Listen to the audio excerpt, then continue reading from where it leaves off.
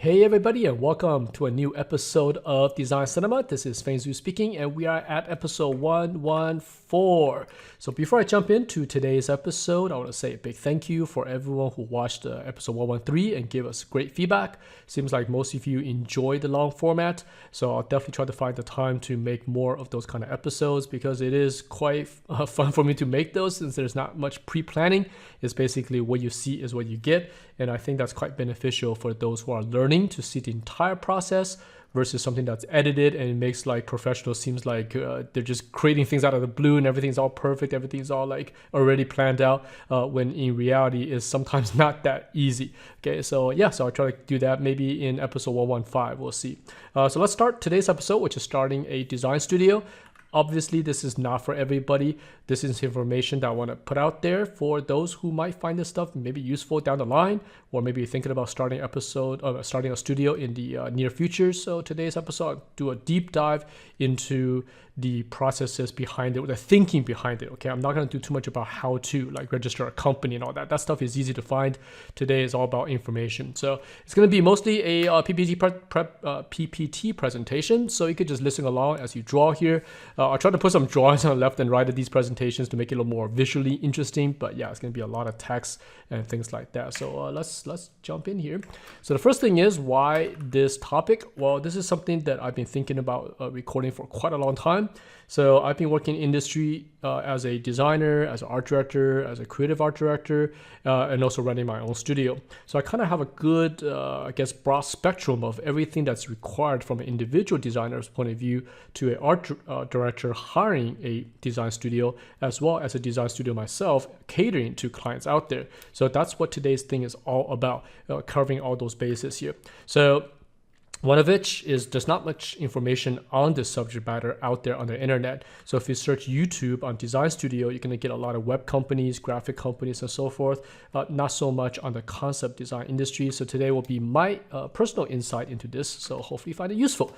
Next, most art and design schools just don't teach finances, which I think is a shame because this is a business that we're getting into, and it's fine to focus everything on your creative stuff because obviously we did not get into this industry for money. We got into it because it's fun to design and so forth. But we should also think about the business side of things, which is this one over here, because it's quite important because you want to make a good living doing this kind of stuff, right? And you can actually do really well in this industry because this is a multi-billion-dollar industry that we work in. So I know right now the industry looks kind of bad, but I'll talk about that in 1 second here about how you can plan for that kind of stuff for the future. And today again is focused on understanding, not the how-to stuff you can find it anywhere on the internet because that's just the process, right? The understanding is the key. Finding out what kind of problems clients face, what kind of problems does an individual artist face, and then you can make a decision of would a studio solve those problems and how you solve it. Okay, and I'll give you my insight on how I do it, but you could have your own way of doing things because the whole point of my design cinema is to make you guys think. Okay, all right, so next one here is now the perfect time to prep for the market rebound. So like I said, right now the industry seems pretty bad, right? You got a lot of companies letting go of people. I think this year we're barely halfway through the year, and I think there's like 10,000 people who lost their jobs in the industry. So I know that sounds very scary, and it is, but a lot of factors contribute to that. And I won't spend today's episode talking about that, but one of the things is this has been happening forever since I've been in the industry. This is what, almost 30 years I've been in this industry. So I've seen this industry go up and down. It's just that now the numbers are much bigger than it was before, right? Because if think back to the 90s, an entire team is like 50 people. So if they want to fire half the people, you're like 25 people, right? Which is a lot back then.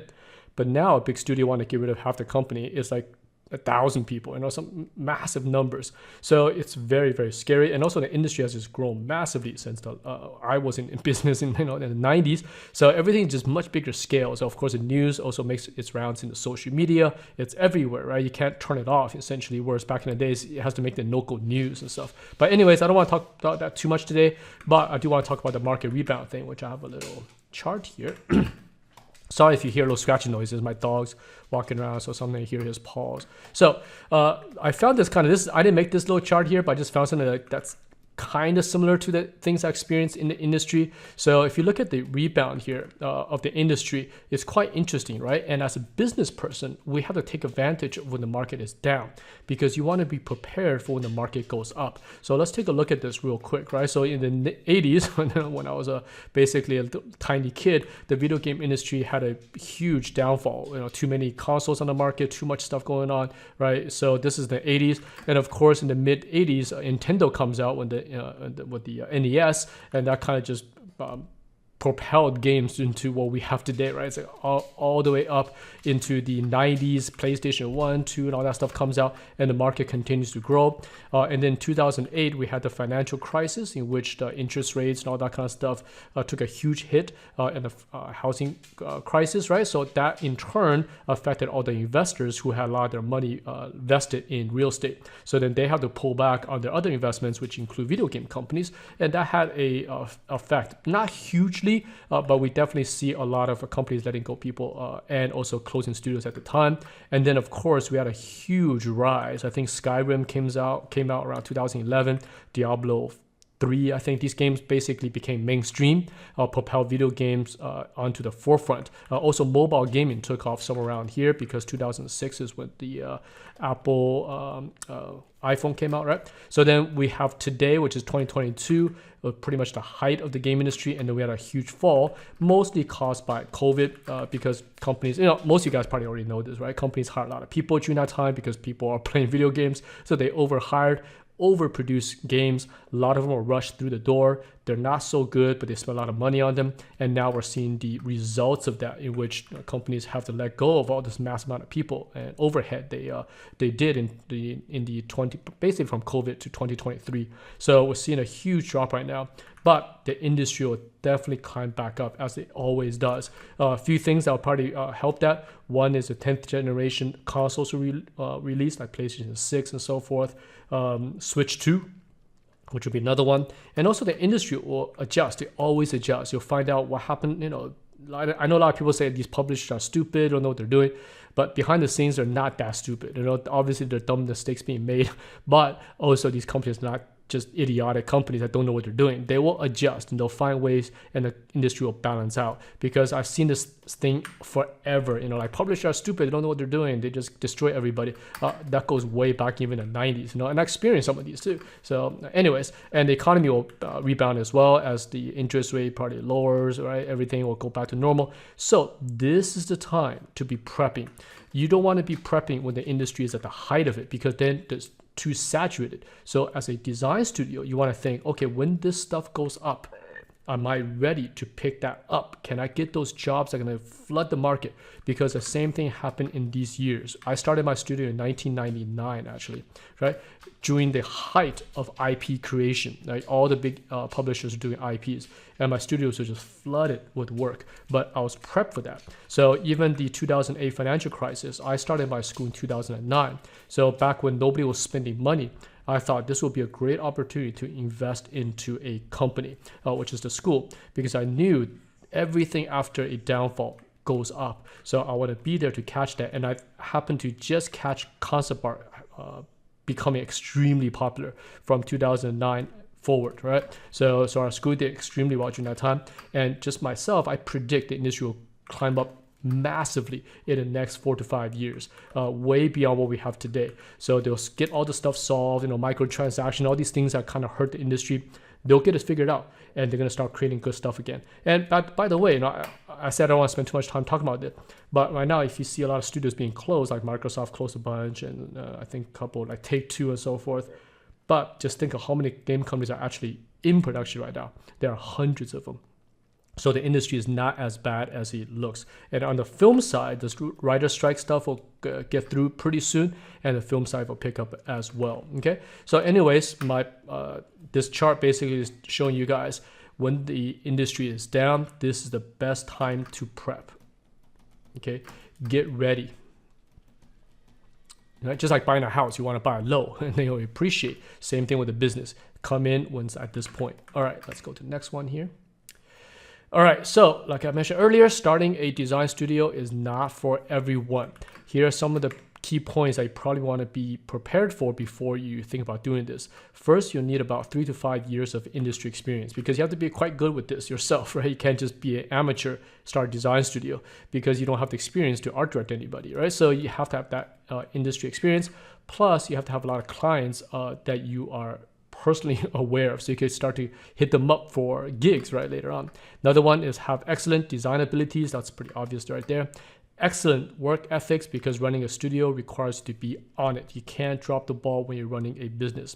Next is have excellent communication skills, because as a company, you have to really communicate with a lot of different people, including your own designers. So you have to have good skills on that. Have excellent art directing experience, which is quite obviously to lead a team, right?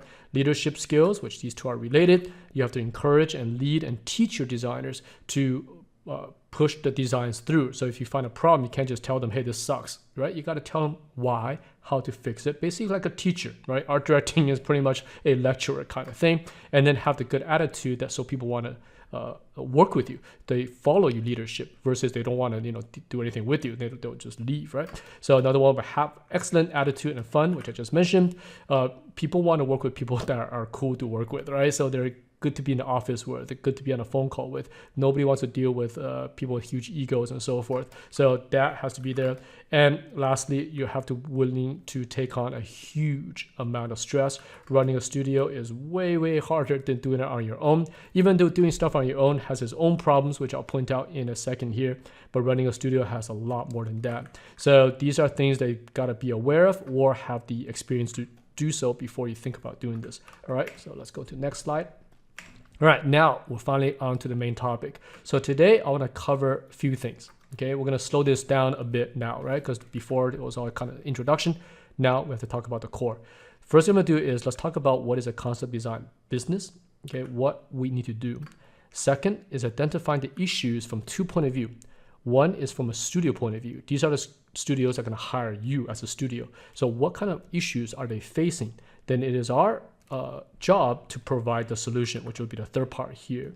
And then the fourth part is going to crunch some numbers. Okay, I'm going to run some numbers. I know artists, we hate numbers, we hate money, and all that kind of stuff. But I want to run some simple numbers here so you can see that it is actually financially viable to run a studio. In fact, you could do quite well if you are a good manager and have a good pipeline built in. So we'll look at that. And then finally, just some tips I'm putting together. This is not going to be about registering companies and step 1, step 2, step 3. That stuff you can figure out. This is more like my personal advice to you if you're thinking about doing this. All right, so let's jump right in. What is a concept design business? So first of all, we provide a product, and that is a design, right? So these are kind of the typical things we do. So we do reference boards, we do design sketches, renderings, keyframes, technical breakdowns, worthos, and that kind of stuff. Material indications, right? There are other things you could do as well, like color keys, storyboarding. Basically, if you're an individual designer, you're doing these already. Company just doing this at a much bigger scale.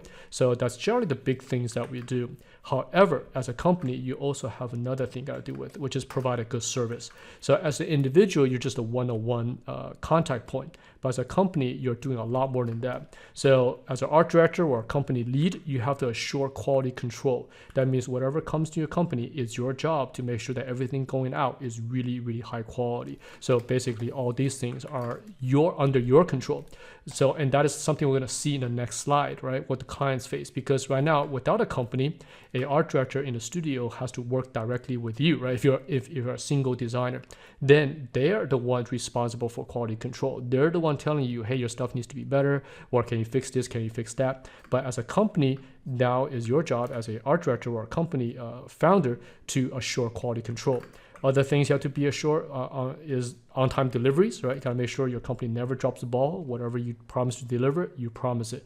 These are the pressure that you put on yourself now. Then that's what makes it a really good company. Controlled budgets. So if you're allocated a certain amount of budget, you want to make sure you don't go over this. You want to balance this well. One, you don't basically lose money on projects. You want to make sure you make money on projects. And also you want to be hitting up clients saying that you ran out of money and you want them to give you more. And that'll pretty much end your studio if you do things like that. Flexible workflow. A studio is easy adaptable, so you could do a, for example, animation show probably, and then go on work on a film, and then work on some AAA game and some indie game, right? It's very flexible as a studio versus an individual. They might not have that flexibility because they might be good at one thing but not at another. But most design studios are quite good at a bunch of different things. Another one is access to resource, which is a really big one, at least for myself, because I have a lot of designer friends in this industry. So sometimes the studio cannot hit up those designers because they just won't take the job. But if I was to approach them, they might work with me. So you have these kind of resources, or resources to other outsourced companies that your clients might not be aware of. For example, 3D houses, VFX houses, logo houses, UI houses. So as a studio, you're also making connections to other studios. So everyone is distributing this work down that your client will want you to do so, right? Because they're paying you to solve their problems. So then the more resources you have, the easier it is to solve these problems. And of course, client relationships is a big one to maintain these relationships. And that means, good follow-ups, great attitude, solving their issues, balancing everything. There's all sorts of stuff. Even simple things like sending Christmas cards during holidays and that kind of thing is all these, that costs no money. It takes a few minutes to make one, but it just shows you a good relationship between you and your clients, okay? So this is what a concept business essentially does, have these done well. So let's go to the next one. All right. Let's jump into identifying the issues. This is going to be a much longer talk right now because this is something I have been through many, many times. Okay, so we're going to start with the art director's position. Okay, this is assuming I'm working in a big studio right now. Now I'm going to take the position of a big studio. Let's not do an indie company because they don't have the budgets for a lot of this kind of stuff. So, and indie studios rarely contract out for for concept art because they, again, don't have the money for it. So basically a design studio generally contracting to big studios that have the deep pockets. So I have been in this position a few times. So I'll show you the things that I run into. The first one is assembling a team. This sounds kind of easy, but it's really difficult. So let's look at a chart I put together here. So as you can see here, I'm using some Baldur's Gate 1 portraits because assembling a team is almost like assembling an RPG party. You need specialized people that they take different roles. They're also at different levels. So let me get my pen here. So we have, for example, I want 4 seniors, I want 3 mids, and I want 3 juniors. That's a team I want to put together for my 10-member concept team. Now, for now, let's talk about just freelancers because as a studio head, I could also make the decision of hiring them inside. Again, studio head in a AAA, right? Right now, we're talking about me working for somebody, not my own studio. So if I'm working for someone, I could also make the decision to hire them in-house. But for this conversation, let's just say everyone's freelancing to make it a little bit easier later on as we crunch some of the numbers, the money stuff, right? So I need to put together 10 people. Putting this together, man, this is hard because for one, you have to go look for them. And generally, we don't look for designers straight on a portfolio site, right? Like ArtStation and the new website, Kara. Unless we cannot find anybody, then we hit up the portfolio sites. Most of these designers come from referrals, other art directors. Well, I'll hit up my friends, go, hey, can you recommend someone? That's how most of my students get jobs as well. They graduate. It's because companies contact my studio all the time. So what I do is I just refer them to all my students. So recently, just this year, I think I referred to at least 4 to 5 students already into job positions. So that's how most art directors find people. Now, once you find these people, you have to actually also specialize them, right? You need someone for hard surface, for example, maybe somebody for, what are these names? Eowyn or something? I haven't played Baldur's 1 in a long time. So anyways, someone for characters and so forth and so forth and so forth. And this is the team you assemble. But all sorts of problems could happen along the way. Let's look at the next slide. So in my own experience, the failure rate of putting together an initial team is somewhere in the 50% range. So basically, the half the people that you bring on will no longer be on the project by the end of the project. So there's a lot of reasons for that. So sometimes, like one of the projects I was on, we had like a 65% dropout rate. I just moved designers to another project, but they couldn't get onto the same project.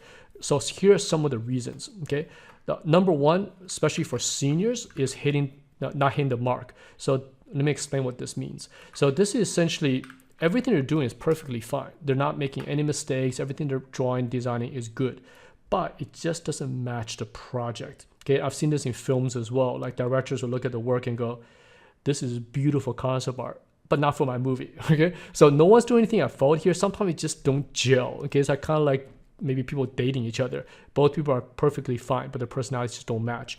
You get that in design as well, in which, yeah, you can't find anything wrong with it. It's like, this is beautiful, but it just doesn't fit this IP. So generally you get this with senior artists because they're quite comfortable in what they draw, and sometimes they cannot adapt to a new style or that look that you're looking for. So nothing wrong there, but you have to then take them off the project, right? Just part ways, go, hey man, maybe next time we'll hit you up with another project. So that is one I generally hit with the seniors, not so much with the mids and juniors. Okay, next one, too slow. So this is something that you're not going to find out until later on, once they on the team, because if you look at their portfolios and stuff like that, maybe they're pretty good, but what if they come in and they're really, really, really slow? So I've ran to designers in which at the end of 5 days, they give you a couple of sketches, like literally just little sketches. And later on, you'll see how much money that costs the studio to just buy those sketches. And so sometimes even design's not so good. So too slow is not so good in a studio, especially when everyone's working freelance. Next one, not taking direction well. So you give them feedback and they cannot implement the feedback, or they ignore your feedback, right? All sorts of stuff. Basically, just hard to work with in terms of art directing them. So we have to let them off the project. Another one could be a quality drop. So this generally also happens more with your senior people. So what happens is if they're freelancing, they'll take your job, but maybe 3 weeks from now, another job comes in, they're going to take it too, right? Because they want the job. And they're going to start putting all their time onto the new project they just started. And we could definitely feel that as an art director, because we're looking at the work going, hey, this stuff is pretty good. How come 3 weeks later it's starting to drop down here, right? But the rates are still the same. You're still paying them a high rate, but the quality is completely taking a nosedive. Sometimes you could talk to them and go, hey man, pick it up. But if they don't, then you have to drop them from the team as well. Availability is another issue. These two are kind of related. Sometimes they'll get onto another project and they'll start telling you, hey, I used to be available 5 days a week, but now I'm only available Monday and Tuesdays or something like that. And that's going to eat into my schedule, right? I'm like, okay, you're not available for the entire 6 months. I now need to find a replacement or bring on someone new. And last one, or not last one, the second to last was ego and attitude. These are also things you might not find out from interviewing, because people are pretty good at putting on a good act when they want the job. And once they get comfortable working with you, the egos and attitude could show up about 2 to 3 weeks into the job. And for myself, I cannot stand people with egos. So we got to get rid of them.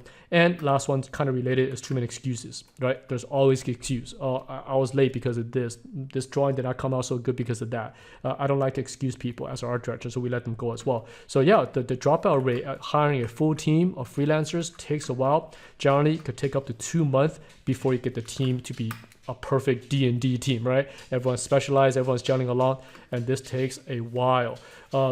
These are the issues you're gonna have to solve later. As a studio, now you're listening to me like you're probably thinking, Feng, why are you telling me this art director issues? Issues are things that you could solve, okay? So another one that I almost forgot, I wrote here, individual NDAs. This will come into play later as I show you guys how I build my teams. Why is this an issue?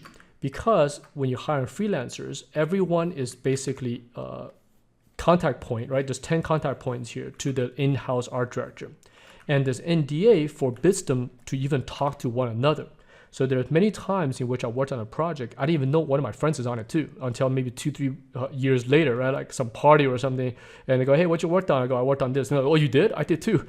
Because we're all under NDAs, we don't tell each other, right? You don't tell families we were working on. So why is this an issue? You'll see later. The reason why, I'll mention it now a little bit. The reason for that is because they don't communicate. Everybody works on their own pipeline. I have a slide for that. Here we go. Okay, so let's take this designer here. This designer has to gather their own references, do their own rough drawings, build their own 3D models, and final design, right? This is a typical pipeline for an individual. So this is just one of the designers. But all these 10 designers have to do this, right? Because they're not communicating with each other, which they shouldn't. They're under a non-disclosure agreement. And then their point of contact is always showing the designs and the roughs to the art director. So assuming the team is now assembled, because they're all 10 individuals, the art directors have to manage more things, okay? So remember 2 months just to assemble the team, right? Once the team is assembled, you still got to manage them. That means balancing out who's good at what. Just because they're good at environments, maybe one is good at interiors, maybe they're not so good at exteriors, maybe one's good with characters, but they cannot do creatures that as well. You have to find that balance throughout time, and that takes another month or 2 to find out. So you got to manage a team. Then you got to manage the design or balancing design. this person's dropping the balls, I give to somebody else, right? Again, back to this, because my designers don't communicate, all this stuff eats into my own time. So a typical workday as an art director in-house, I generally spend Mondays to Tuesday on phone calls all day long, because if each one of these could take, say, 20 minutes to maybe half an hour to explain, that's your entire day right here, gone. Okay, and especially juniors, sometimes you have to spend a lot more time with them because they're obviously not as experienced. So you spend like an hour or two. Sometimes if you have a good senior, maybe 10 minutes is good enough. So you're spending all your time doing that, and that eats into my own time of doing my own work, right? So, and then other things got to do, balance your schedule, right? For example, this person called in sick, this person is not available, this one's design didn't come out so good. Then you have to juggle all that with your in-house producers of moving these puzzle pieces along, right? And that affects your budget. Remember earlier I said it could take 2 months to gather a team. So during those 2 months, these red stuff, right? Basically these guys dropped out. It's not like they're working for free. They will still work for 2 months that you're paying them. And this is all a cost that the studio has to eat up. And later you'll see how much money there actually is on the table. Maybe some of you never saw it laid out this way. But man, there's a lot of money flow out when you're an art director. And that becomes your responsibility. Okay. So working in a studio, my job as an art director is putting forth designs. You have to report this upwards, right? And sometimes you're in a design meeting and your stuff is just not so good. You're the one responsible. They don't care, right? You're basically the upper head. They don't care what team you assemble. They give you the responsibility to put this team together. So I cannot be in there and blame my team, like, oh no, this person didn't work out, they were slow, blah, blah. That's gonna be my problem. And if the team don't pick up, then I'm the one probably going to get fired for it. So you got to take a lot of responsibility doing this kind of stuff, and it's very high pressure. So yeah, that's kind of the problems art directors, in-house art directors face. So some of you guys watching are probably art directors yourself, and you probably can relate 100% to the things here. So hopefully the next few slides, you'll see if you had a studio to do all this for you, then you could take a huge breather and put all this onto the studio, okay? Which then, if you're running a studio, now you have to take on that responsibility. Okay, let's go to the next one here, which is identifying the issues from a designer's point of view. So earlier, we talked about from an art director point of view, now from a single designer's point of view, okay? So what are the issues you run into working basically by yourself as a freelancer, okay? So first one is you're gonna hit a rate ceiling. So basically, whatever your day rate is, you're going to go high. Right now, the industry cap is about 900 for a senior. You could go as high as 1,000 a day. I'm talking about USD here. Okay, this is day rates. Okay, once you start to go into the 1K plus range, you're going to have to be the top tier. You're going to be the top 1%. So if once you start to hit the 1.5K, which is still possible, you're very, very high up in the food chain here. But you're not going to see too many designers out there, at least in concept art, getting 2,000 USD a day. Okay, you're going to hit a cap because this is what the industry is willing to pay. You can't go to a client and tell them, I'm $10,000 a day, I'm $15,000 a day. They'll think you're crazy. They'll be like, what's going on? However, you will see later, if you're a company, these numbers are too low, right? No company's going to charge you $1,500 a day. Companies charge $10,000 a day, whatever, much higher, as you will see. So as an individual, you will hit that ceiling. So if you want to make more money in this industry, you're going to have to take on more workload. That's the only way.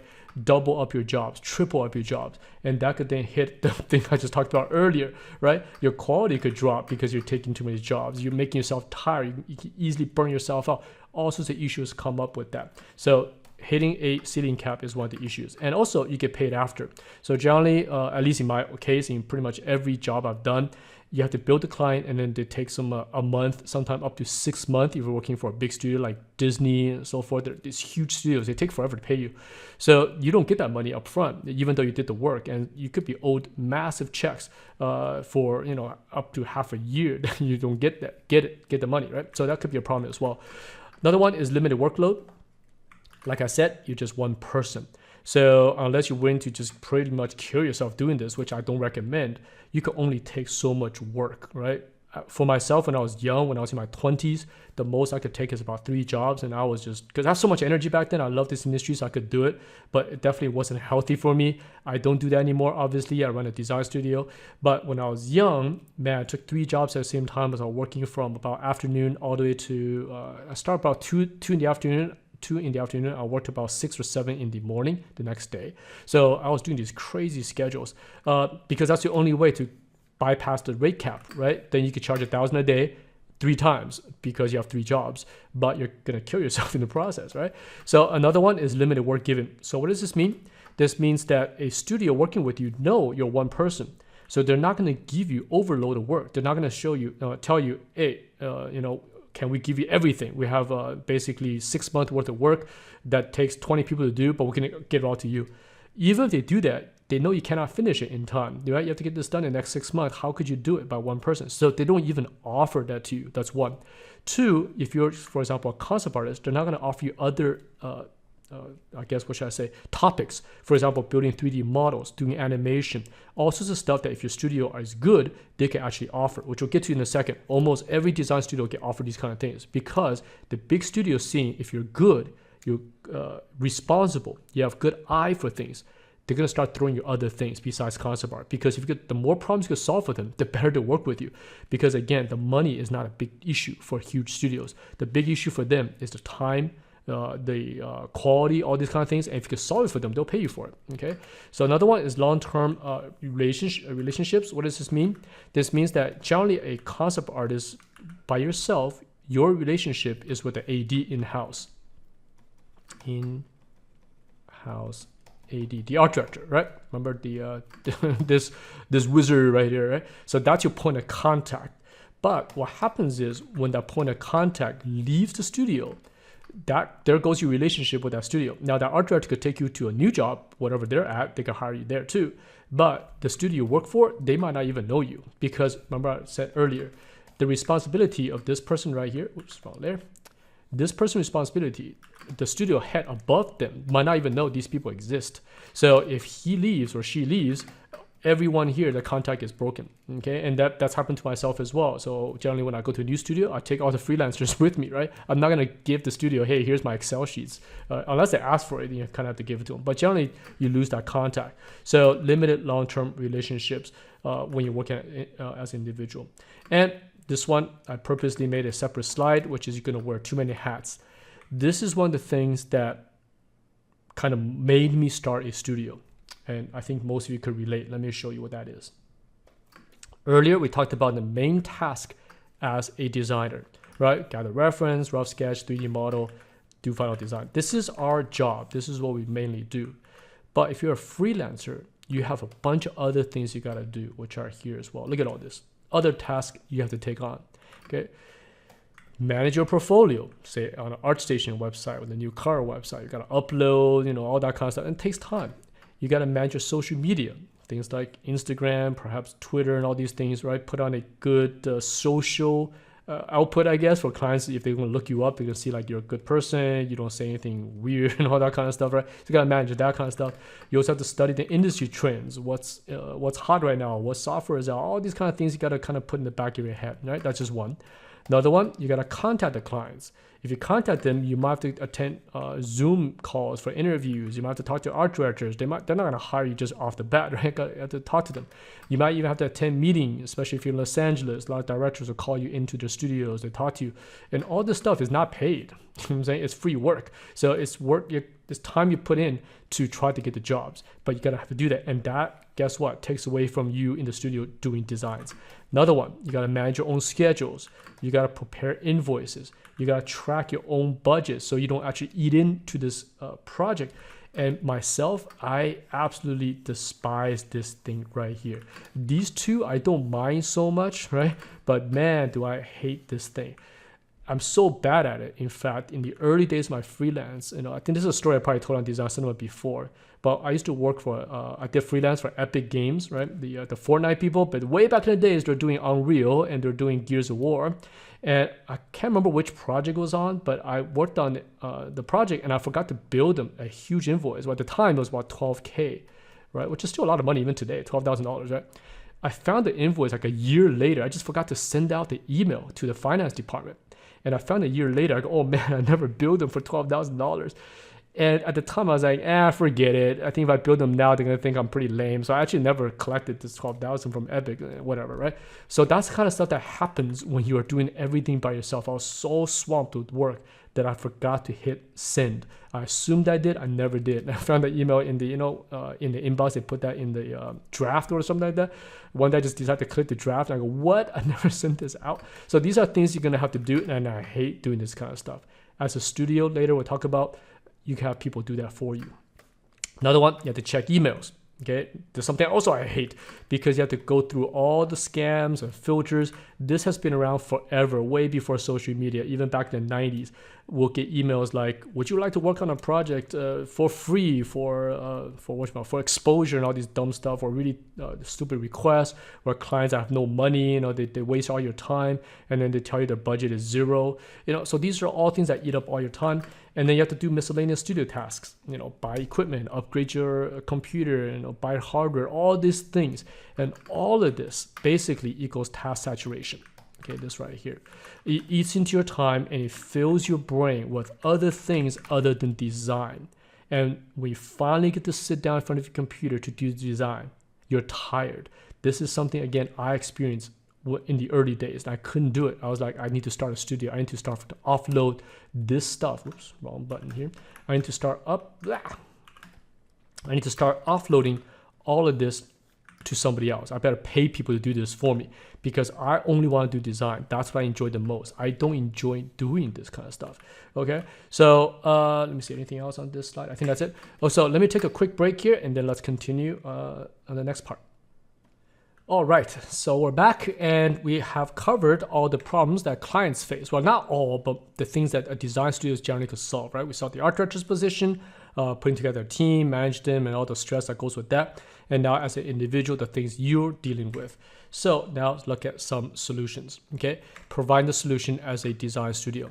So one of the first one I want to deal with is from the art director position. Let's solve that person's headaches. And that requires you to start a design studio. But notice the pipeline drawing I have here is very, very different than the one you saw earlier, which is this one over here. This one, the point of contact is 10, right? Well, depending on how many designers you have, this in-house art director is talking with, I keep doing it wrong there, is keep talking to whoever they hire. That is very, very time consuming, and they have to repeat things over and over. All the stuff that are not working well, they have to individually pass it down, right? It's just a huge headache. But if you run a studio, what happens is it becomes a single point contact. Major difference. Why is that? Because as an art director, right, this art director is now dealing with another art director. This could be you. So in this case, I'll just say this is me. Okay, so make it a little bit easier. So me as an art director, I would then be the contact point to the studio's art director. Two art directors talking to each other saves a ton of time because I understand what this person needs. Let's have a half an hour meeting or hour meeting. Even if I want to have a 2-hour meeting, that's still shorter than this person dealing with freelancers, right? Let's have a meeting. Tell me everything you need. I got it because I got the experience, right? This is where the experience comes in. I know what you need, and I now could dictate that down to my team. You could now hang up the phone and rest assured a week from now, you're going to see cool stuff. If you could do that, now your studio has viability because this person will love to have that. In fact, when I was in-house, I love to work with design houses because they solve so many problems for me. Right? On a Monday, I called some design studio, go, hey, here's all the stuff we need, blah, blah, blah, blah, blah. Right? We sign a contract with them for perhaps 6 months, 4 months, 6 months, something like that. And then I just sit back and go, okay, good. Because now the responsibility, I push it to the studio, or I push it to this person, okay? I don't care what's going on behind the scenes. You're dropping the ball, your stuff's not looking good. I'm only going to talk to this person going, hey, what's going on? And the good thing is, if this studio head is good at what they do, we're not going to see those problems, right? We as in this person over here, the in-house art director. It's your job, or my job now, to shield all the problems from surfacing. So if I have designers, right, let's go back to here. This one over here. Remember earlier we talked about all these issues, okay? If you have a studio, it's now your job to shield it from this. You're gonna have to find this team. If someone's dropping out, they're not taking art direction, it's your responsibility to either make them better, let them go, right? Help them become a better designer, whatever. That's up to you to manage and fix, right? If there are ego issues, do you deal with that? Do you let them go? Blah blah blah. But basically, your client no longer have to deal with this. You deal with it, and people will pay for this, right? Going back to the which one, the service one, I think is it, which one is it, right? What is a business? I think it's this one. Hold on one second. This one here, service. This is worth money, okay? Because we're talking about running a studio here, so we gotta talk about income here. Service ain't free, okay? I know we do products, okay, as an individual one-on-one, but as a studio, this becomes very, very expensive because it saves money. Just like you go to a restaurant, you could probably cook whatever they make yourself as well. But a restaurant saves you the hassle of doing all that kind of stuff. They could resource good ingredients. They have good pipeline. They have controlled budgets, right? Menu tells you it's $5, you pay $5, right? So, but you're willing to pay more money than it actually costs you to do it yourself. That's what service is for. So going back to this slide over here, okay, this art director now puts all that responsibility onto me as an art director. And then now my job is to solve all the problems. And then solving that gets you paid for it, okay? And another thing is a single point contact NDA. This is the major key here. Why is that a big thing? Let me go down here. Because instead of having a linear cross-section of designers, right, going like this, and everyone's working individually, as a studio, you could work vertically. Basically, you could make a pipeline. You cannot make a pipeline with individual concept designers that don't talk to each other. How can you make a pipeline? But in a studio, you can. Let me show you how I do in my studio, right? So a simplified version of it. So basically, once I get the spec from the client, I will set the project direction. That means the style of it, the everything that goes with art, basically the shapes, the design language, right? I'll come up with it because I'm using my experience to guesstimate what the client is looking for, right? Because we're concept designers, things don't exist. So the clients will give you like, I want to make a game kind of like a Skyrim, blah, blah, blah, like, blah. Then my job is to think about, what do they exactly mean by that? What do we do to make it look interesting and make it look different, blah, blah, blah, all that kind of stuff goes with it.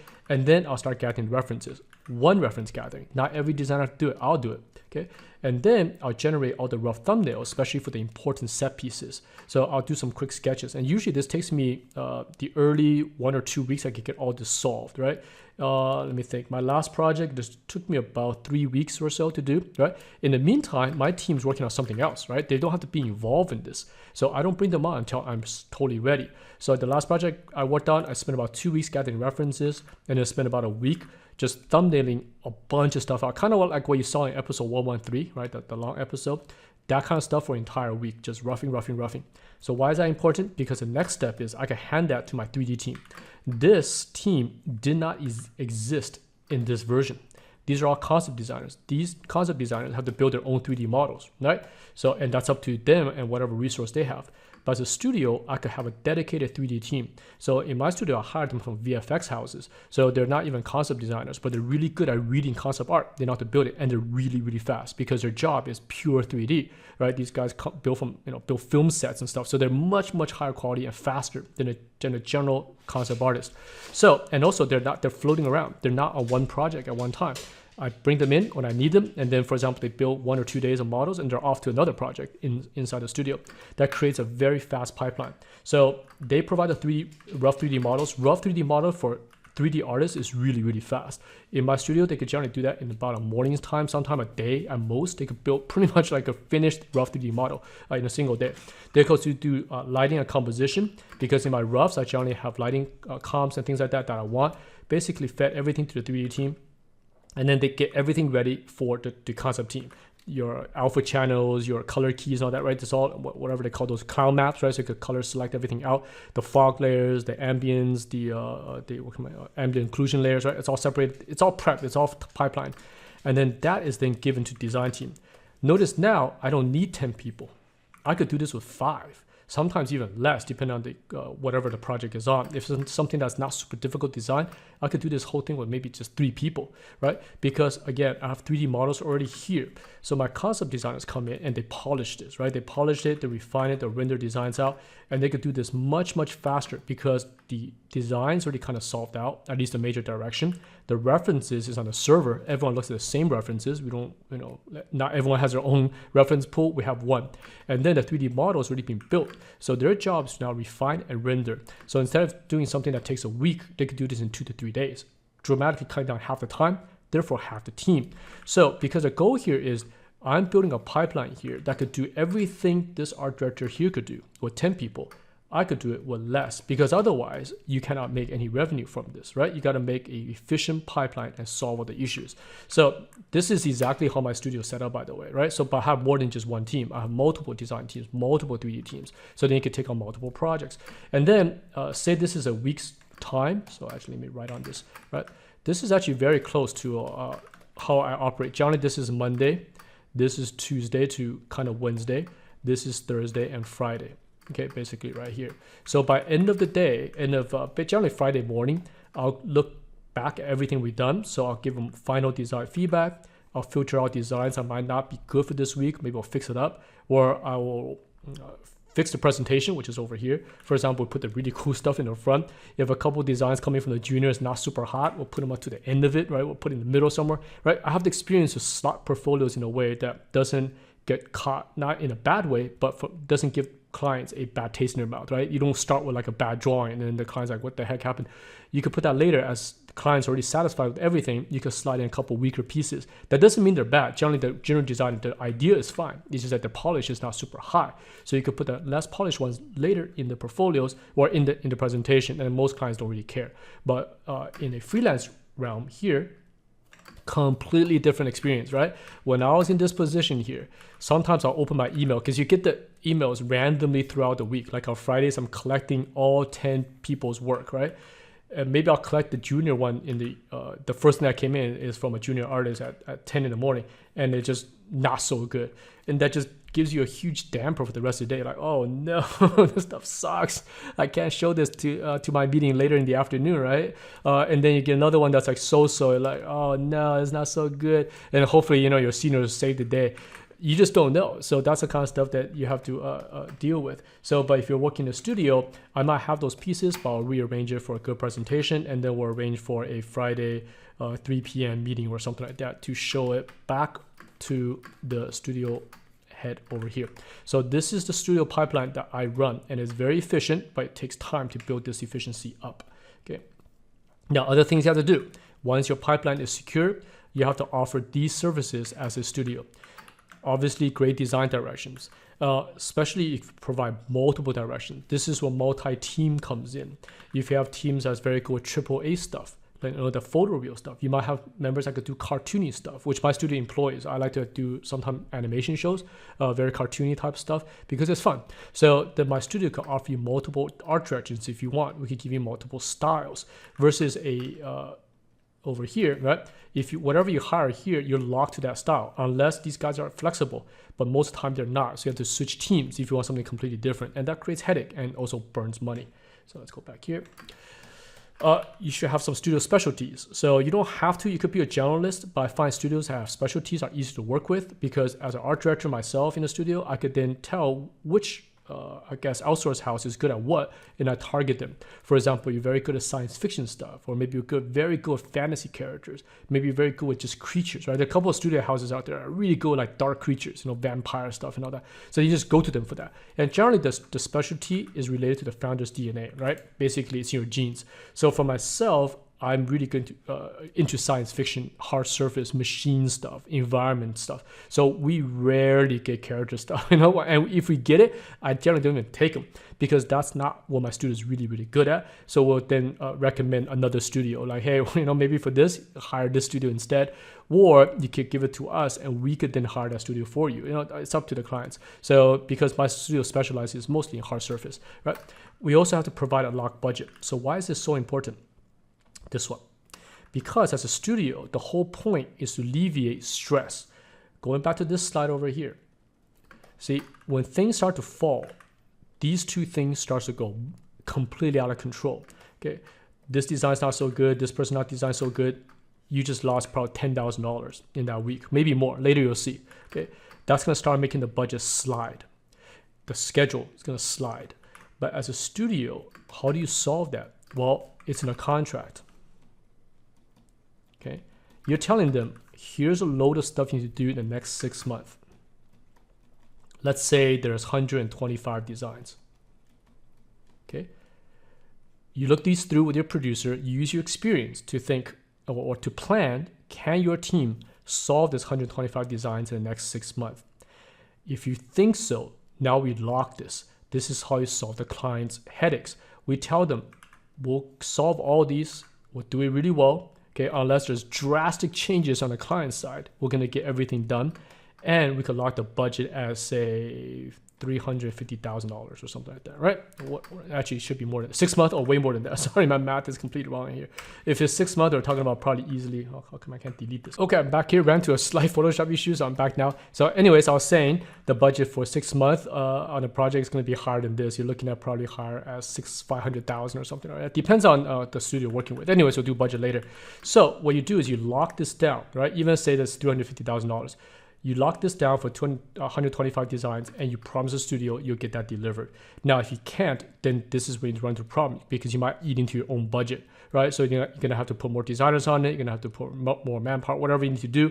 And that becomes an issue. And that's why running a studio is also very difficult. It's not smooth, right? You're going to have to balance out. But from a client's point of view, they see these two things. I give you $350,000. You give me all my designs and you give it to me all in 6 months.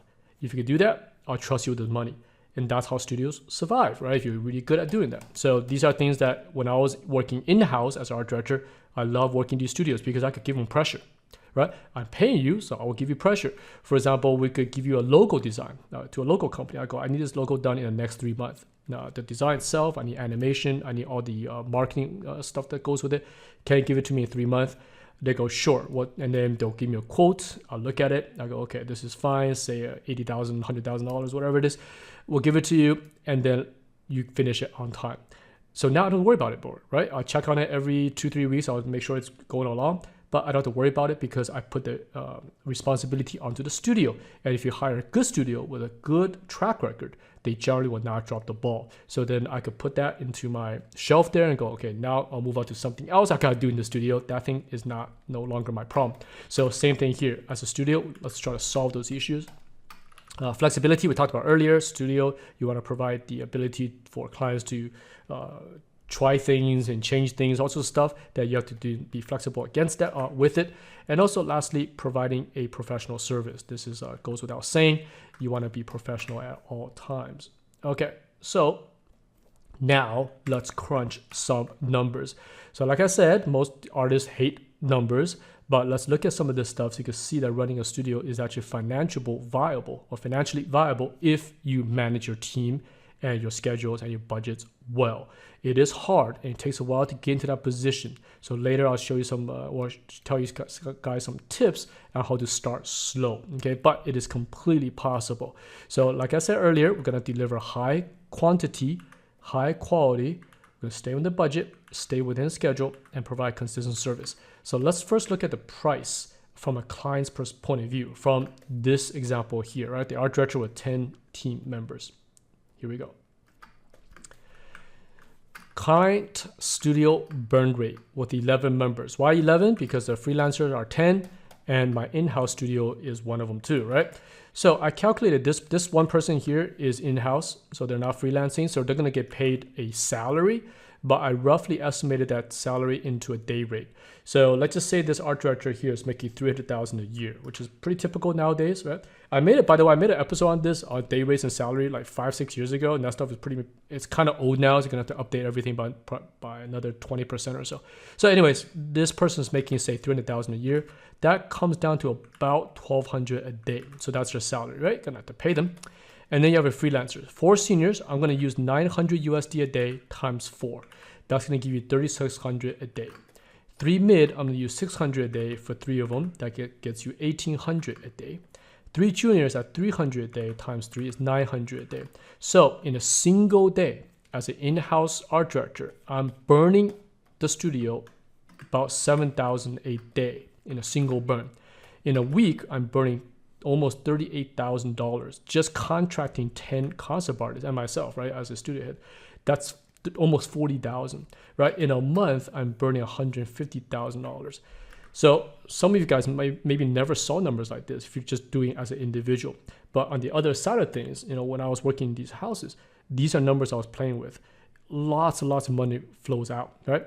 So, and the thing is, this is a pure salary, as you can see here. So in a year, by the way, I forgot the year, you're burning close to 2 million just on concept design. Okay, and this number is actually quite in the middle. Okay, I've been in studios in which this goes way higher into the 5-6 million just in pre-pro, and that doesn't even include storyboard and all the other stuff that, you know, logo designs. And then if you want to put in VFX houses to build trailers, you know, like you hire Blur Studio, you're gonna add another 10 million to the budget, right? Because those studios are charging you something like $2 million a minute. So if you want a 3-minute trailer, that's $6 million.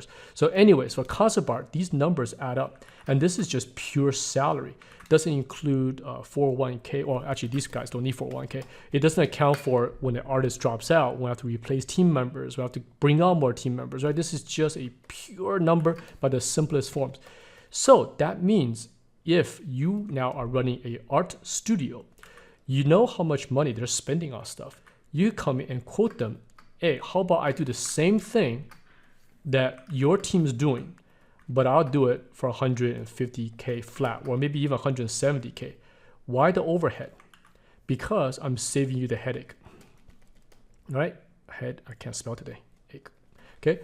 I save that from you, just like a restaurant. Yes, you can make that roast chicken at home for $10, but then you're paying $35 at the restaurant. Why? Less hassle. I'm paying more for the service, and I'm paying more for the quality. So as a studio, this is you charge. Now, let's look at the your side if you run a studio. Doink. Now I'm going to use the pipeline that I showed you earlier from sort of my studio, right? How this is set up. I don't need that many people.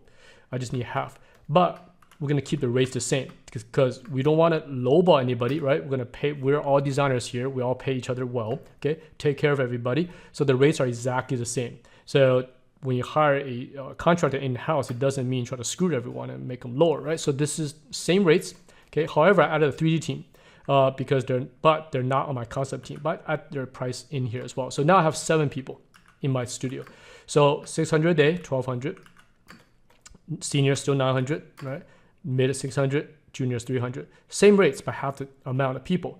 So now your burn rate becomes 22,000, which is still a lot in a week, right? So in a month, you're burning 90,000 a month in your burn rate, which is, yeah, it's a lot of money. That's why running a studio is very high pressure.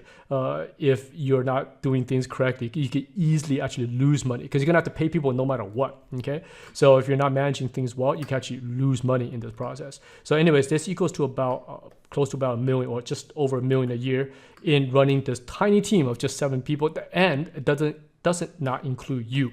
The reason why I did not put your own salary, meaning the founder, is because generally founders could take that from here. They could put their salary really low, and then they could take a year bonus, whatever you have left. Just generally the way I do it as well, because you want to make sure your studio has money to survive to the next year. So if you're paying yourself $500,000 a year, you might actually have no money left in the studio. So I generally, at least myself, I had to take it out later. So you pay yourself kind of like a very standard salary, and then in the year, for example, here, if you're charging your clients $150,000 a year, okay, then you have a revenue of $800,000. Again, that's pure money. You have to take a bunch of stuff out, like rental, your other team members, of course, your own money, studio equipment, blah, blah, all sorts of stuff, right? But you could definitely see it's completely viable if you can manage teams and efficiency well. And this is just one team. So if you could take on multiple projects with multiple teams, this right here is an 800K take, right? You could do triple that, so you got 2.4 million, right? These numbers are completely reachable. So I know some of you are probably watching and go, that's crazy numbers. But look at these numbers. This is what we deal with working at these big studios, right? Money goes out the window like crazy. So if I could find a studio that I paid this amount and I get no hassle, that's awesome. That's great, okay? So now let's go to the next one. Now that, let me see if I forgot anything here. Now that I see that it's financially possible, and the thing is, you can start small. You don't have to target these big triple A's, right? Triple A's have this kind of budget. They could target maybe a double A. Maybe their budget just $500,000, right? But then your cost is maybe $250,000, right? So then you make $250,000 on that, and you slowly build up a studio. When my studio started, I think we were just dealing with maybe about $300,000 to $400,000 projects, at most. So, but it took a few years to get into the 7 figures, right? But it's completely possible. So now that it's possible, let's look at some pros and cons of running a studio. So earlier we talked about solving the problems for the art directors. So running a studio will solve a bunch of problems for the individual. Remember this slide? Where's the individual slide? This one here. Okay. Remember I said I don't want to deal with any of this kind of stuff, or running a studio will get rid of a lot of this kind of headaches for you. So let's go here. One, you're talking about much bigger budgets, generally paid up front. So let's talk about both of these at the same time. These company-to-company contracts, right? They're kind of related. Remember earlier I said if you build a studio $10,000 a day as an individual, they'll think you're crazy. In fact, if you build them $2,000 a day, they'll think you're crazy because those rates are beyond industry rates. But as a company, they're dealing with other companies too, right? They're doing sound design, motion capture, VFX houses, and all sorts of big stuff. And these are generally all in the multi-million-dollar range. So if you're in a studio and you're billing them for $300,000, $400,000, it's very normal. Okay, so like if you get billed, for example, you're sending, like when I was art director, we'll hire, say, like Blur Studio. You guys look them up, Blur. I used to work for them a long time ago. Okay, Blur. They do a lot of the trailers for video games, right? There's somewhere, I don't know the rates now. I haven't worked on them for quite a while, but back then they were about 1.5 million to 1.8 million a minute. Okay, so then my studio, or the people that hire me, say we want to do a 3-minute trailer, and that's $6 million, right? So these are monies you're dealing with, and then there's some concept house is billing me for 300K or something. That number looks so small. You know what I'm saying? In a daily, in meetings, you're like, oh, 300K, whatever. Let's talk about the Blur stuff. This stuff is expensive. So you get much bigger budgets, and company-to-company contracts, they usually don't bat an eye as much as individual. And also, when I was doing freelance, when I build them for even 10K, they want me to itemize everything. Okay, so basically 10K as an individual is still quite a chunk of money, right? So itemize means I have to send an invoice, right? And then I gotta show them every image, like, design, write it bigger, like design 01.jpg, right? Design, like revision .2 JPEG, right? All the stuff I've turned into a studio, and then that invoices to $10,000, right? As a studio, we rarely do things like that. Actually, nobody cares for that because no one's gonna look through it because they're looking at your end result. You promised remember the 125 images, okay? Are those being completed with the design? Not images, right? We don't charge per image, we charge design. Are these designs moving along well? Everything going well? They check in with the studio art director, the guy with the beard over here, right? They check in with this person here, is everything going well? Person that going well. Then the finance department say, okay, cool, 300,000 budget, sign the check, send it over, right? So it's not a big deal. So major difference when you're dealing studio to studio. And also, most time it's paid up front. Now, it's not paid up 100%. Generally, they'll split this in tranches, for example, in 1/3, 1/4, or 1/5. My studio, we don't do anything bigger than 1/5 because it's too much of a stretch. So we prefer 1/3, right? Basically, they give you 1/3 of it up front. Then when you complete most of the work, you get the second. And then when you finish, they give you small. And this is not evenly divided in most cases. It's generally, for example, it could be 40, 20. Sometimes it could be higher, 60, 30-10. It depends on what kind of project you head on, because, for example, if the project is very, very expensive, that you have to bring out very expensive designers, like say sci-fi is very expensive. So I don't want to be underpaying my designer. I mean, not underpay, using my own studio money to then pay designers. I want to make sure that your first tranche covers everyone's upfront fee. So then you get a 60% on that, and then 30, and then 10, right? So something like that. Anyway, so you get it paid up front, and that gives you operation money to hire designers and do whatever you need to do. You can also be in a long-term relationship because company to company, they're aware of you. So even if that art director leaves, your relationship is built with the company, not with the art director, okay? And here's the big ones. These two are huge. You offer multiple projects. Once they can see that your studio is good at what you do, you're very responsible, right? You're doing good designs. They'll tell you, hey, we have 2 other projects. Can you take them? This is something I ran into in the early 2000s, just so much stuff thrown, because I started with like 1 project for a publisher. Then the publisher art director be like, hey, I referred you to another art director. They have 2 more projects in a different studio on the East Coast. that art director start working with you, go, hey, we have another studio up in the Europe that have 2 more projects. You want to take those 2? And then soon, then you start to like, oh my God, we got 5-6 projects coming in all at the same time. So that's how you build it. But they'll never offer that to you as an individual because they know you can't handle it. You just physically don't have the time to do it. But as a studio, they don't know how big it can scale. They generally check in with you, go, can you scale it up? You're like, yeah, I'll scale it up, right? I'll do it. And then you just take on these projects, and that's how your studio grows. Another one is additional tasks. Okay, so this is basically outside of concept art. You can also do things like 3D modeling. This gets offered almost 50% of the time in my studio. If you're doing game design, they always ask you, hey, can you build 3D models with it too? Even high-res models is fine because they could de-res it. Can you build high-res to show animation? Whatever you could do, can you do it? Obviously paid. In my studio, I don't take these on because I don't want to grow a 3D, like a really big 3D department. That's the overhead for that is very high. So I don't do it, but I do know studios that take on these things. I've hired studios that do concept art as well as 3D modeling building. So they could give me turnarounds in 3D, which is very beneficial. But obviously the cost goes up. However, it saves a lot of communication if the concept art house could give me 3D model turnarounds. So these are things that I could get from studios if they offer it. So, and also I could give that directly to the 3D team and have them de-res that down to game model. So anyways, that's good things that help your studio grow. You also build up a brand, a high income potential, right? So the brand is no longer locked to your name. Now, building your name is important, but building a studio means that you can actually not be on the project. Let me explain that in a bit. So my brand is FZD, right? Feng Design. So by the way, my school's name makes no sense because it's Feng Design School of Design. So, but anyways, what happens is the brand is there. So some projects, the clients could be like, hey, the quote is a little high. Can we lower the quote? So my producer will tell them, well, we could have Feng now oversee it. We could have another art director oversee it. Then we could offload Feng's rates off of this quote, right? So the client could be like, well, since your studio is pretty responsible, as long as you give me the good stuff, we're okay with it. So that means my name could be removed from this. I could not work on this. I could do nothing if I wanted, right?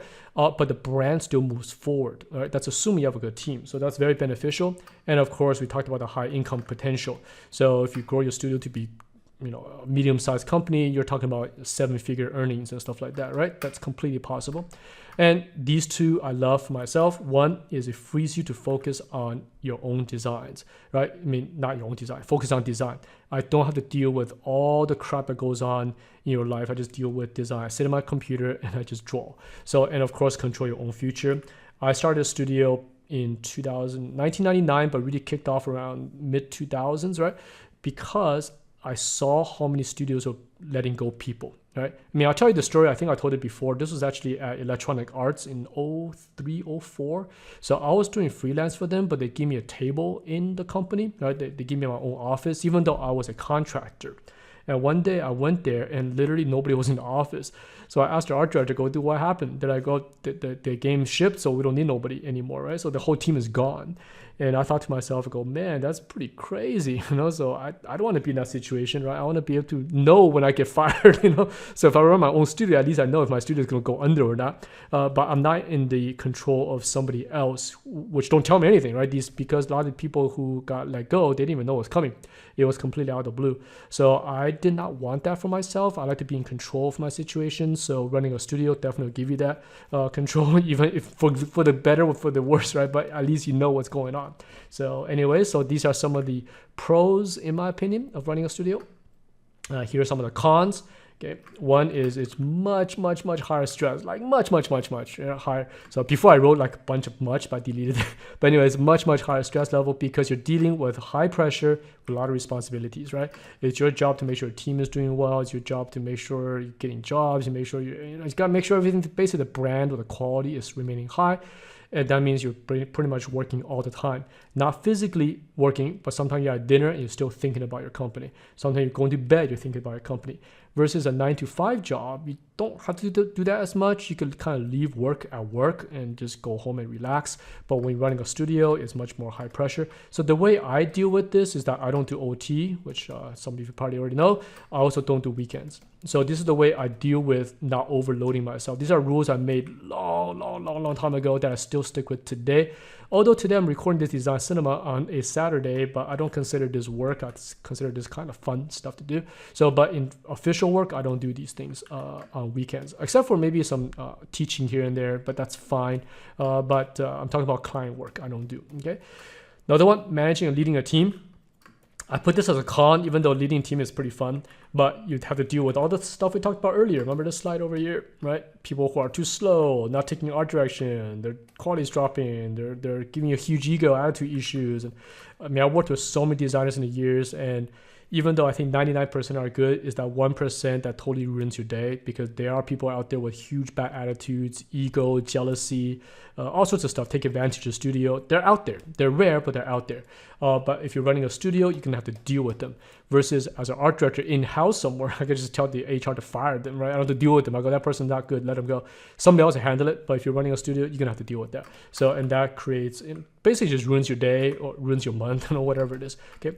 It's also extremely hard to take breaks. When you're running a studio, you cannot just take vacations because your producers will always be on you saying this job coming and so forth. So that's why I didn't take a break for the longest time. From 1999 to pretty much 2023, I took a lot of vacations for sure, but they're generally just 2 weeks. But I never took anything longer than 2 weeks because there's so much stuff to do in the studios that I have to get back into them. So same thing with the school, which is similar to running a studio. So I could never take a break. So it was only last year that I took, last year, mid last year, I started taking really long breaks. I'm talking about a month, 2 months of doing nothing, and it's great. So you got to be prepared for that. Even as a freelancer, I couldn't take too much breaks because I just kept on getting jobs. I couldn't drop that stuff off. So these are things I have to deal with, all right? And of course, this saying everyone knows, more money, more problems. So this is completely true. If your studio is doing well, people will actually more money. What kind of problem? Let me try to think of some. For example, designers try to take advantage of you sometimes. They'll do things like that. Or contractors take advantage of you. Not talking about concept art. So talking about, for example, you're doing an office build out, like our school, for example, right? If they see that your company is like a mid-sized company, you're in the 7 figures, everything will go up. All the quotes will go up, right? So something that could take $100,000 to build, they'll quote you $200,000, right? Crazy stuff like that. So the issues come up when you have more money. So that stuff is something I got to deal with, okay? Now, next, let me do some tips before we wrap this up. We're almost done. I think we're going to come into about an hour and 20 minutes or something like that. Okay, some tips. The first one is hire a... Did I spell that correctly? There's no G here. Okay, hire a manager, producer.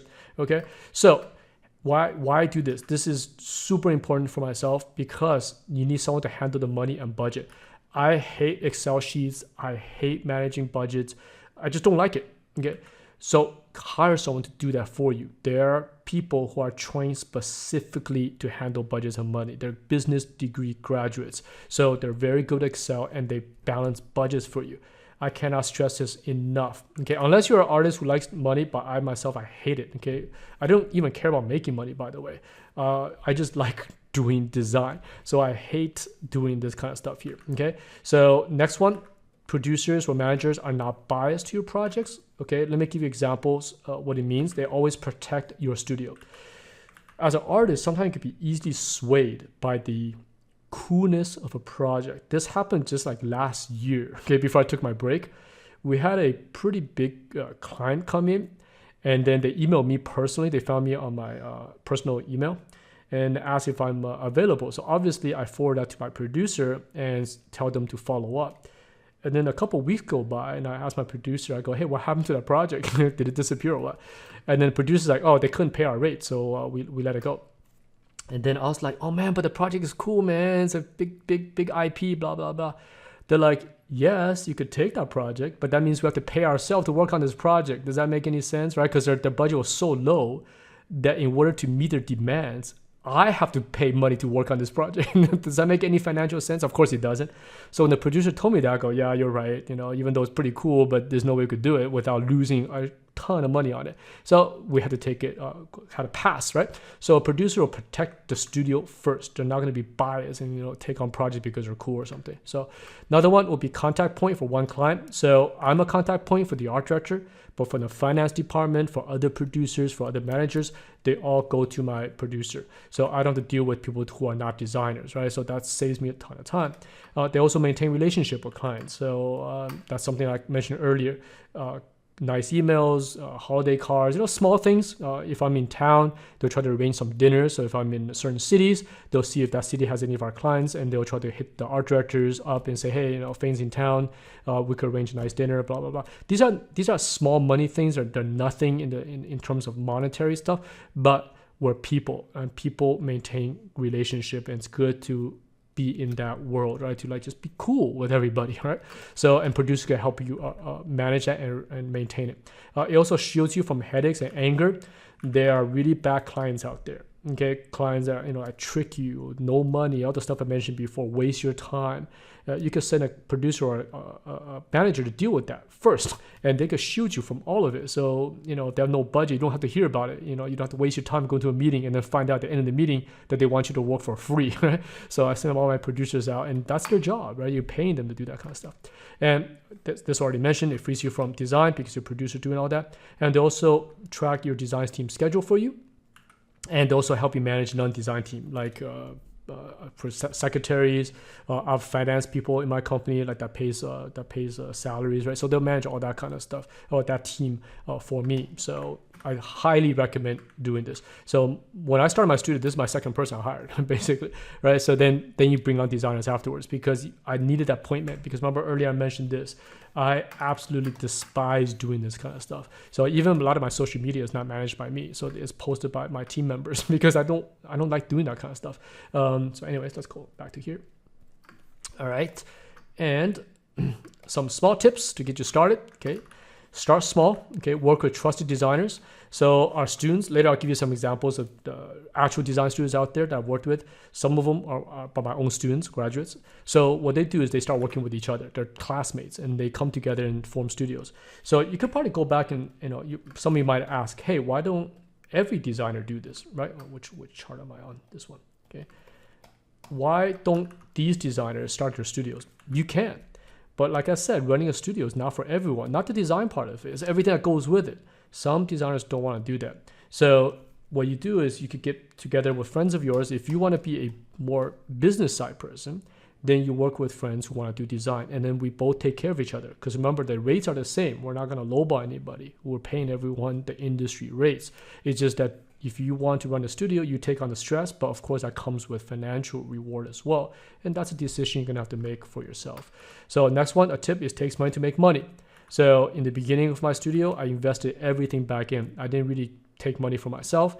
Things like hire even more expensive designers, hire specialty designers. For example, friends of mine that are like very top level industry people, they're extremely expensive. Even guys like Craig Mullins and Ryan Church and these guys, they're in the upper atmosphere of day rates. Yeah, some go way beyond the rates that's normal, but they're gonna deliver awesome stuff. So you invest money, because if you show that stuff to clients, the clients will be like, wow, how'd you get this person to work with you, man? It's like, well, a friend of mine, right? But they're not cheap, right? But the thing is, we take money. So sometimes I even not lose money, but I offload money. For example, I'll take my share of the money and I'll give it to another designer. Why?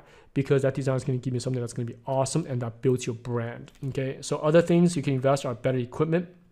For example, render farms. If you're using Blender, for example, or any 3D software, they take a long time to render. You don't want your art team to be sitting there doing nothing for 2 hours while they wait. So you can invest in a baby render farm. For example, even nowadays, like we have machines that have just a bunch of 4090s in them and stuff like that, just to save a bunch of time on render, right? And that takes money. And you got to spend it.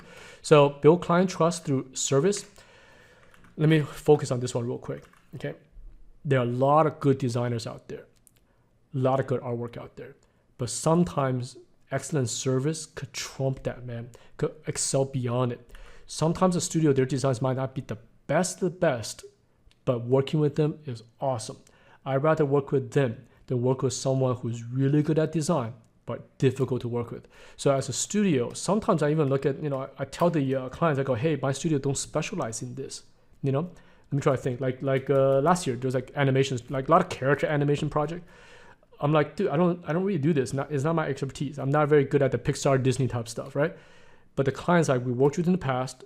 Can you please just take the project? We trust you on this. We trust you could do it. And I keep telling them, I could refer you to dozens of studios that could do this kind of stuff. But they're like, but working with you is awesome. And we'd rather hire you and trust you with it than find someone new. You see, that's the kind of stuff that comes with good service. So I ended up, taking a small part of it because I didn't actually want to take a project I couldn't do. So I took a small part of it, just put a small amount of designers on it. But they were quite happy with it. So these are things that through excellent service will get you long-term jobs. Okay. Next one is online presence is not that important. Meaning that a studio don't really need like an art station stuff. You can put one out there, but it's not necessary. Most of it is coming from referral. So like my company, we have no presence at all on the internet, like zero. It's completely by referral, one client to another, or my producers out there meeting clients and so forth. It's all internal, just like who did the music for, I don't know, let's talk, Dune or something, I don't actually even know. It's some studio probably out there doing it. So the thing is, it comes from referral. These directors are referring to each other and so forth. So studios work, companies generally work by who is what, who is who, and you just ask around. So online presence is not that big of a deal. The next one, it's completely possible to do this. So after this episode is coming to an end, I want to talk about a few examples that exist out there. So design studios examples. So these are studios, there's a lot of them out there, by the way, a lot. I want to have a few here. The reason why is because I either know them personally or they hire students of ours or I worked with them. Okay, so the first one would be Peter Sutherland. This is a graduate of FCD from now probably 7-8 years ago. He started his studio pretty quick. I think he was only out for 2-3 years, so pretty crazy. But he also caught the industry at the right time. He started the studio right when concept art was just going through that massive growth. So he's got a design studio and he hires a ton of our FZD grads. So I actually worked on a project that his studio outsourced to as well. So I didn't even know. Remember the NDA? So this became a case with company NDA. So my company was on the NDA. I did some stuff and I sent to my client. And the client then sent some stuff back that were breakdown drawings back to me. And I looked at it and go, hey, isn't this Peter Sutherland's company? So they're like, oh, you know them? I go, yeah, I know who they are. So yeah, so they worked on a lot of stuff. Quad and Moon is Trent's company. So I never worked with them directly, but I know they hire FCD grads. So they're pretty cool. Trent actually came over to school before to visit. Really good guy. Later, I recommend you guys to go to his channel to watch some of his videos. Really awesome designer. That specializes in a lot of like the Blizzard Riot kind of styles as well. So good stuff. West Design is Tyler West. He was actually a student of mine, not from FZD, but from Art Center way back in the days, probably 2001 or so. So he started his studio pretty early too, right at the height of game design. I think the early 2000s when he started his, like 2009, 2010, I think somewhere around there. So Tyler West has a studio. He also worked with our graduates as well. So they do a lot of hard surface stuff, a lot of weapon, COD, Call of Duty, that kind of stuff. Great artist, great designer. Scribble is James Peck, also another student of mine from Art Center in the 2000s. I think they were in the same class. So James Peck, I've known him forever. So he runs a studio that I've actually hired myself to work with. So studio to studio contracts. So I worked with Scribble, really good designer. And James Peck actually, he took over one of my jobs back in the early, on my third job. I left that job and I referred him to James Peck. So he became my replacement. So yeah, James is awesome. And One Pixel Brush, this is Shadi's company. I'm pretty sure that everybody knows who they are. So they deal with pretty much all AAA studios, a lot of your high-end, top-tier games. So I think they've been around for quite a while, right? So I need to go stop by Shadi's studio and take a look. Adam Hawk is a studio. Okay. So this one, I'm not familiar who started this. They're pretty big right now, and I think they have a bunch of locations. But they also hired a lot of our graduates as well. So they're a full-on studio. Okay, remember I mentioned earlier that you could take on other stuff like 3D building and stuff. I'm pretty sure Adam Hawk does that. So they could do the whole pipeline if you want it. If you have the budget, they'll do it all. So they've been around. All right. So yeah, so these are just some of the examples of studios out there doing this, and maybe you could be another one. Okay. All right. All right, let's wrap this up. Took a quick break to drink some water. So last bit of stuff is some additional resources. So please go check out the Art Department podcast with Emmanuel and Jan. So I think they just released a recent one talking about money as well, but different from starting a studio. Go check it out. Emmanuel and Jan are awesome designers, been in the industry for a freaking long time. So please go check them out. And of course, Trent's channel, he talks about a lot of industry relevant stuff. So please go check it out and go say hi. Okay, and recently this website just started. I think they've been around for a bit, but recently got pretty popular because of the whole anti-AI stuff. So I haven't used a public portfolio website since the 90s, man. I think my last website that I actually had my work on was Art by Feng, which goes back to 1999. And then when that expired, I just never had one. The reason for it is because I have a design studio. Like I said, design studio don't need at least in my opinion, in my studio case, we don't need a public presence. It's all by referral. So we never needed a website. And whenever you put your artwork out there, sometimes you get spammed by a lot of stuff. But Kara seems pretty nice. I like the way it feels. It feels like old school days back in the the mid 90s or something like that. It's just pure artist. It's very hands-on, very creative. I hope it stays that way for a while. So I decided to put my work up there so you guys could check it out, and please support them as well. I think right now they have no ads, they have no subscription, which I'm pretty sure it's coming because running a site like this is very, very expensive. Because I don't know if you guys know this, but ArtStation guys, Leonard and those guys, we go back way back in the days. So Leonard actually built the FZ school website before ArtStation.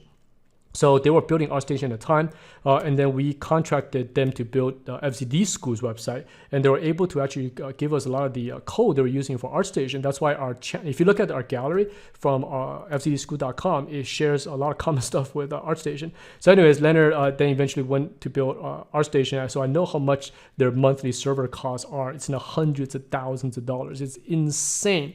So I'm pretty happy that he actually sold this thing to Epic, and hopefully he could retire and chill, right? So anyways, Carl will run into that problem as well, I'm pretty sure. So but if they do a subscription, that's definitely fine, or maybe some ads or something like that. So hope you keep it going. Right now it seems like a very good community for artists. Definitely recommend you guys to check it out. Okay, so that's today's episode. Hopefully you guys found this stuff helpful. Again, not for everyone, okay, starting design studio, but at least this information is out there for those who are interested. So if you have questions, comments, try to leave them in the YouTube section. I'll try to get to them if I can. And next episode 115 might be a little bit because I'm traveling a lot in the next 2 to 3 weeks.